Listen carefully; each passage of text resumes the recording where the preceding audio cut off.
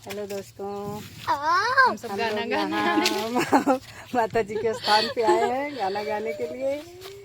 और अभी हमारे यहाँ सोहर होने जा रहा है। आपको सोहर सुनाएंगे अभी थोड़ा देर बाद। हाँ, हमारी बहन जरूर गाएगी आज। लाइव बने रहिए। लाइव नहीं है भाई, ये ब्लॉग है, इसको हम फिर से दिखाएंगे, लेकिन अभी लाइव में नहीं है। लेकिन आप लोग गाइएगा तो फिर हम वीडियो करेंगे। ये देखो, ये हमारी छोटी भतीजी है। और बड़ी कहाँ गई भाई?